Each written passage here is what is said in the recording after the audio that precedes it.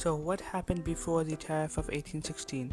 During the War of 1812, the invention of cotton mills by William Marrant made cotton a valuable resource in the South. Agriculture, textiles, and iron manufacturing grew as well. After the war, the country's economy boomed and 7 new states were added to the Union. British were really concerned about this as their resources were drained by the Napoleonic War. Jefferson and Madison decided that independence from foreign trade was the best choice, so the US put a tariff on the British goods which made it really expensive. The Southerners were really mad at this as they did not have much money and were forced to buy the poor quality of American goods instead.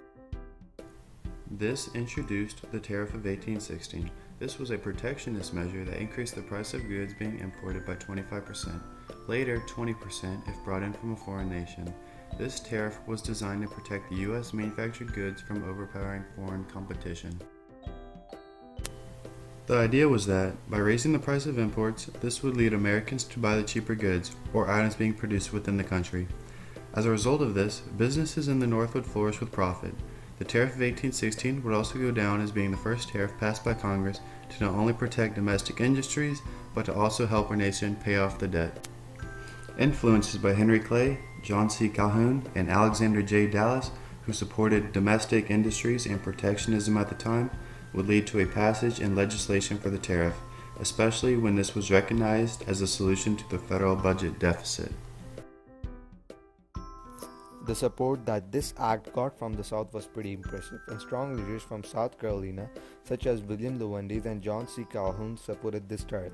The reason why it got the support from the South was that they saw the textile industry was expanding in the North, and they expected that this tariff would help their textile manufacturing industry. They held 3 motions of votes. The first 2 were on the motions to lessen the duties on imported cotton items, and the third one was to lessen the duties on imported woolen goods. For all the 3 motions, Lowndes voted to lower the high duties.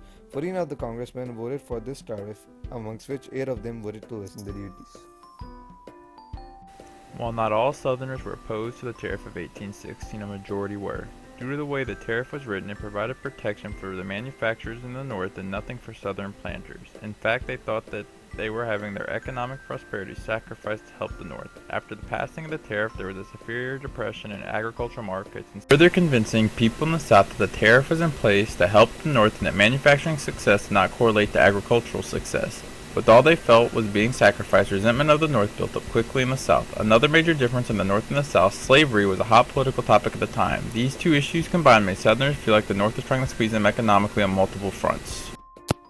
The Tariff of 1816 not only started an economical barrier between the North and South, but it also started a whole new ideological clash between them.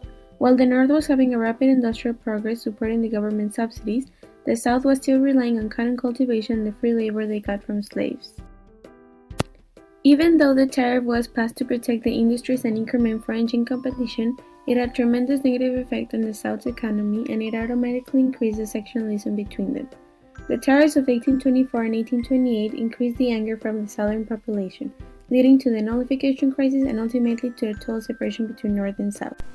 What started as the difference between economic beliefs turned into a much bigger conflict about slavery and the power of the federal government.